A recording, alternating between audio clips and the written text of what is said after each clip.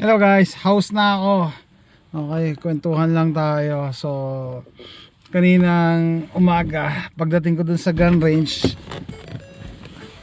yun nga, na-meet ko yung kaibigan natin. So, backstory, taga California siya na lumipat dito sa Texas. Pero sa California pa lang siya, nag-exchange na kami ng messages. Tapos niyaya ako mag-range today. Sabi ko, kapapasok pa lang ng taon, 2025 Start the year right. Gun range agad. January 3, 2025. Sabi ko ba 2024? 2025, kapapasok pa lang. And then, nag-uusap lang kami. Natatawa siya. Sabi niya, ay napad ko yung video mo about gun collection. Natatawa ako kasi sobrang dami daw ng baril ko. Nagmukha akong meme. Which is totoo naman, no? Totoo na. I don't take it as an offense. Totoo naman, no? Maski ako hindi ko rin na imagine na gano'n nakadami yung baril ko. Kasi 'di ba, sabi ko sa inyo, pag may nagtatanong sa akin, ang sinasagot ko diyan, nag-stop ako magbilang na umabot ng 30. Yung revolver pala nasa 26 na eh. Doon sa ginawa ko palang video, may isa pa akong hindi na ipakita. Pero yun nga, 26 na, revolver pa lang. So ang dami. Actually ngayon nga hindi ko pa rin yung total eh. So babalikan ko yung video, bibilahin ko. And yet meron pa rin doon na hindi ako naisama. Bakit? Kasi sabi ko, it's not wise na ilalabas mo lahat ng baraha mo, no? No, hindi wise 'yon. Okay? Pero at least may idea ako. Okay? So ayun. So nag-range kami, gagawin ko na separate na video yung range time namin. And ito yung baril niya, pinauwi niya sa akin. May kasama pang mga bala. 308. Ito. Doon niya to binili sa 7.62 by 51.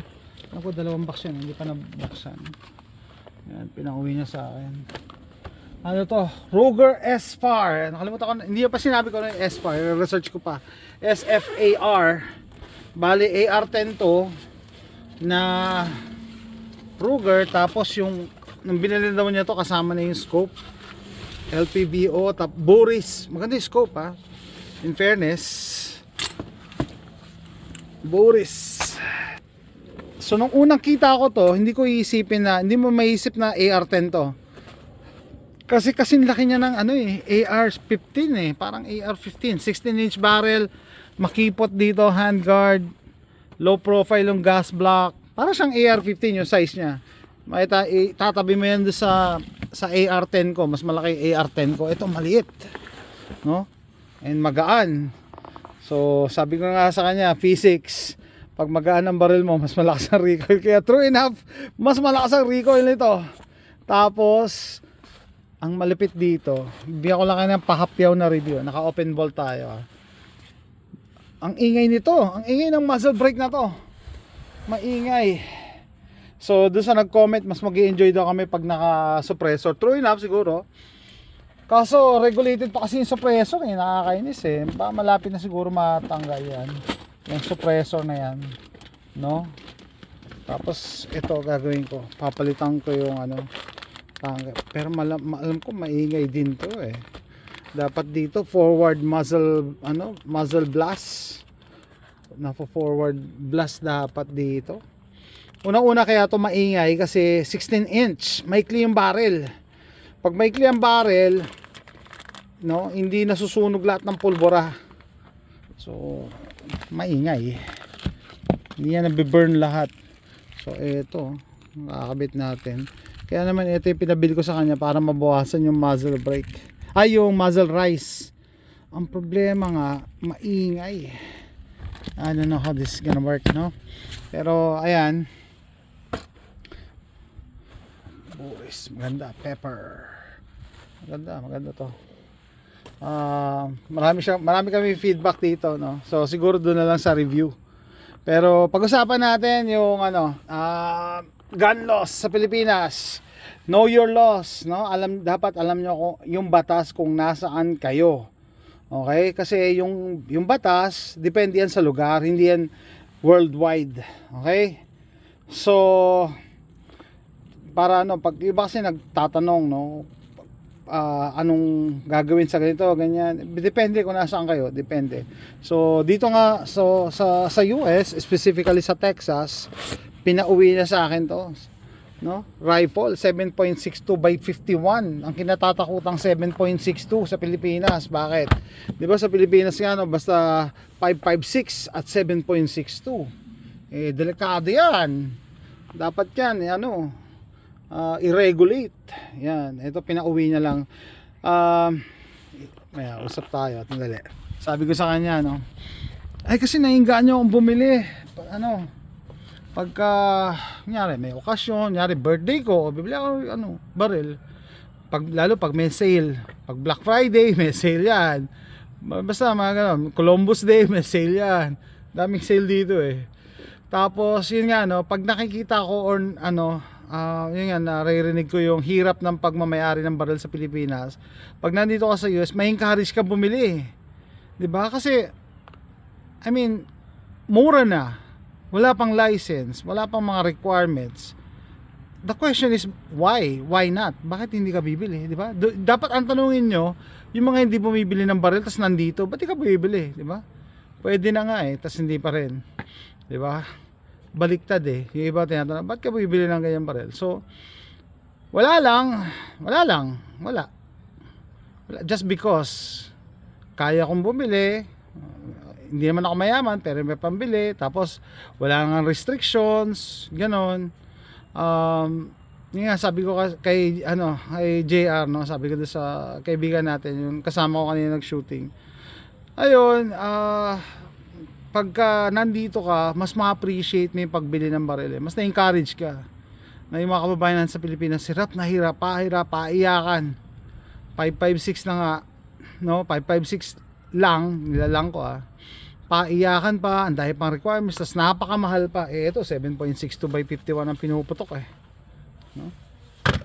Tapos yan, PTT, yan pa sabi ni JR kanina, natatawa nga ako dun sa daw, yung kailangan mo pa ng 2 escort para lang magpaputok ng 556. Bakit? No? Walang PTT dito pag gusto mo mag-practice ka. So I think kanina inisip ko, ano ba talaga ang purpose ng PTT, permit to transport? Para lang i-regulate kayo, no? Para lang pahirapan kayo na hindi nyo dadalhin yung baril nyo, hindi nyo gagamitin. Kasi ano kaya yung thinking behind ng permit to transport? Dini-discourage mag-carry ng baril. Kasi may perception na pag may baril ka, gagawa ka na masama. So siguro yung mga magtatanggol sa PTT, no, ay kasi syempre pag pinahiram mo yung baril mo, pinadala mo yung baril, kung gamitin niya sa krimen, no, pumatay siya ng, pwede mga magsalita ng ganun sa YouTube, hindi, gamitin niya ng masama, ina lang, no, di hulihin nyo. Di ba bawal naman ng murder? Di ba matagal nang bawal sa mata ng tao at sa batas ng Diyos ang murder? Bakit ba yung PTT ba ang pipigil dyan? Unang-una yung mga kriminal hindi naman nag-a-apply ng PTT tsaka PTC, di ba? Yun lang naisip ko para saan yung permit to transport? Iuuwi mo na lang yung baril, kailangan mo pa ng papeles na inapprove ng gobyerno galing sa gun store. Bagong bili yan, kailangan mo pa ng permit to transport. Tapos di ba pag may PTT ka, nakalagay lang yan yung destination mo, to and from the gun store to your house. Hindi ka pwedeng mag side trip, dadaan ka dito sa isang gun range na kilala mo, dadaan ka dito sa property, hindi pwede kung saan lang nakalagay, di ba? Ano napipigilan, no? Napipigilan ba nun yung krimen? Bago ang lahat, wag niyong misinterpret to kinukwento ko sa inyo how is it like on the other side of the world. Hindi para malaman nyo paano kami nabubuhay dito. And siguro doon sa mga magtatanggol niya, no, sabihin nyo na rin, ano ba purpose ng PTT? Na piprevent ba niya ng krimen? Bawal bawal na ang murder, di ba? Dati pang bawal ang murder. So just imagine, pinadala sa akin ng kaibigan, sabi ko kung nasa Pilipinas tayo, bawal to. Hindi ka pwede magpadala sa akin ng baril. Kasi wala tayong permit to transport. Tapos yung LTAP mo, nakalagay lang doon yung actual address kung nasaan dapat ang baril. Hindi pwedeng mag-deviate. Hindi pwedeng sabihin mo, ay pinadala ko doon sa kaibigan ko kasi papaiba niya yung ano, yung muzzle brake. So hindi. But the thing is, my question is, ano bang nagagawa nung klaseng ganong paghihigpit? 'Di ba? Mas naging safe ba ang ano, ang bansa dahil may permit to transport? Example, usapang permit to transport lang. Mas naging safe ba? Ibig sabihin, oh, hindi ko na ipadala kay ano, kay kumpare yung baril ko. Mas naging safe ba? Siguro, ang inisip ko lang na thinking, bakit bawal magdala ng baril pag walang PTT is because baka gamitin ng kaibigan mo yung baril sa masama. Pero pag ginamit niya sa masama, eh di ba pwede naman siya makulong? Kasi dati pang illegal ang murder, dati pang illegal ang robbery, theft, illegal naman yun eh, di ba? So, para sa akin, regardless kung may baril or wala, gagawin niya yun. Gagawin niya yun. No? Meron lang talagang negative na pag-iisip or image pagka sinabing gun owner sa Pilipinas. Pag sinabing gun owner, parang gagawa ka na masama dahil may baril ka. No? Hindi ko alam, siguro sa culture din natin mga Pinoy na yung isang bagay, inanimate object na ito, pagka meron ka o hinawakan mo, sasapian ka, yan, mamamaril ka na. Well, that is not the case. That is not the case. Tanungin niyo yung mga sarili niyo. Kaya yung mga ibang anti-gun people na nakakadiskusyonan ko sa internet eh. 'Di ba? Sabi ko, pag binigyan kita ng baril, mamamaril ka. Hindi niya masagot, hindi nila masagot. 'Di ba? Kasi hindi naman totoo eh. Na pag binigyan ka ng baril, libre. Sabihin mo na, libre. Sige, sagutin na lahat, pati LTAP. Mamamaril ka. So, hindi baril ang nagpapasama sa tao. Ha? Yun nga, no? Sabi ko, anong pinag-usapan namin yung kaibigan ko, no? Free will. May choice ka na gumawa ng masama. May choice ka gumawa ng mabuti. Na? Ang baril nakakamatay, pero nakakaligtas din yan ng buhay. Pwede mo siyang gamitin para magligtas ng buhay. True. Ano yan? Two-edged sword. Hindi lang titignan mo yung masama. No? Hindi mo yung free will mo. Gagamitin mo ba ito sa masama o sa mabuti? 'Di ba? It's up to you. Walang espiritu yan. Wala yang kaluluwa. Inanimate object yan. Hindi yan nag-iisip. Ikaw pa rin ang magpupul ng trigger. No? So, ayun guys. I'm very thankful nandito ako sa malayang state.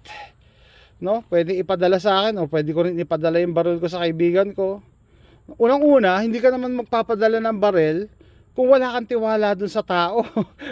Kunyari, may nakilala ka sa daan, oy, dalhin mo nga tong ano ko, 7.62x51 or 308 ko na rifle. Hindi naman, di ba? And pag kilala mo, syempre, alam mo na kahit paano yung personality niya. At kung sakaling gawin niya, yung gamitin niya sa masama or gumawa siya ng masama, mahuhuli siya. Makukulong siya. Di ba? Dahil alam mo na pwede ka tumistigo na, uy, ito yung baril ko. Ako, pinadala ko lang sa kanya dahil papalitan yung muzzle brake. Tapos, nang hold up na ng bangko. Nang assassinate na. Mga ganun. No? Parang napaka rare pero yun yata yung iniisip eh. Pagka dinala mo yung baril mo at wala kang PTT, tatakbo ka na sa bangko or punta ka sa kanto, mang hold up ka na, kung ano-ano, I don't know. Pero in reality guys, sino ba yung gumagamit ng PTT o sino yung nag-apply ng PTT? Di ba yung mga law-abiding citizens, mga criminal, hindi man nag-apply ng PTT. Yung mga nasa serbisyo na magpa-firing na off-duty, sa tingin nyo nagpi-PTT mga yan? Hindi mo nagpi-PTT yan. Mga dating sundalo, dating pulis, magpupunta sa gun range, nagpi-PTT ba yan? Talaga? Ewan ko lang. Dati na nasa Lucena ako member kami ng gun club practice namin once a week. Twice a week. Isang Thursday, isang Saturday. Tapos Sunday, competition. Never kami gumamit ng PTT. I'm not encouraging you, pero ganun yung kalakaran nun Before RA 10951.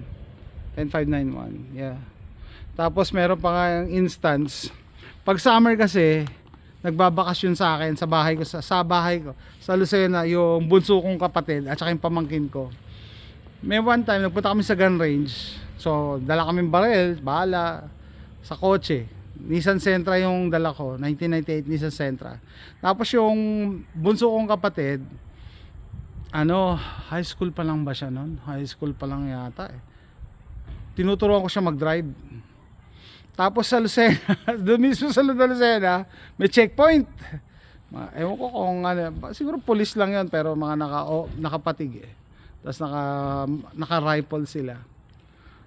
So ang nagdadrive yung kapatid kong bunso, nagdadrive, walang lisensya. Tapos may dala kaming baril sa likod, sa trunk. Pagdaan namin sa checkpoint, ano bang ginawa ko? Tinignan lang kami, tapos kumaway. Eto malupit, yung bunso kong kapatid namatayan, nasa checkpoint kami. Tapos yung pulis gumano na sa bintana, sir, ay na, pinapalis na kami. Yung kapatid ko tumutulo yung pawis, hindi ma-start yung kotse, natataranta siya. Ako napapailing na lang ako eh. Napapailing ako eh, no? Natatawa na lang ako kung kailan talaga may pulis saka na may baril, tapos doon niya hindi ma-start, tapos may dala pa kaming baril sa likod. Anyway, wag gagayahin na, past experience lang namin yun, no?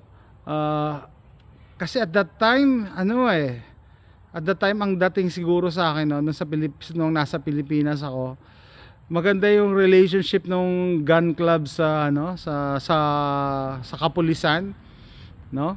Maganda yung relationship, tsaka pag hindi ka naman mukhang kriminal, hindi ka naman talaga haharangin eh, 'di ba? Pagka may mga times nga dati nagtuturo kami mag-shoot sa mga bagong police, sa mga criminology graduate yata at that time. No, basta pag maganda yung relationship, no harm no foul. But then again, sasabihin ko sa inyo, no, wag gagayahin. Yun lang, kinukuwento ko lang yung nangyari sa amin nung panahon na yon. And in reality, sasabihin ko siya, ako nagsishare ako eh. I'm sure yung iba hindi pa nila i-share. In reality, sino ba talaga ang nag-a-apply ng PTT or permit to transport para makapunta lang sa range, 'di ba? Bahala kayo. Alam ko yung iba hindi nila aaminin eh. Pero yun guys, no? Nakawin na ako, gagawa ng separate review. Ruger S-FAR daw, SFAR. Tapos ito Savage Mark II. Tuwan-tuwa siya, gagawa lang ito ng review. Tuwan-tuwa si JR kanina. Savage Mark II FVSR in camo. Okay, story time. Kikinig, marami pa akong pwedeng ikwento, no? So start the year right, 2025. Sorry na lang sa Pilipinas kasi ilang araw na lang start na ng gun ban. I think January 12, no? Hopefully mapabuti natin as a gun community yung gun ownership sa Pilipinas. So salamat sa panonood and pag-appreciate sa mga videos na ginagawa ko. And I think that's it for now. See you next time. Bye.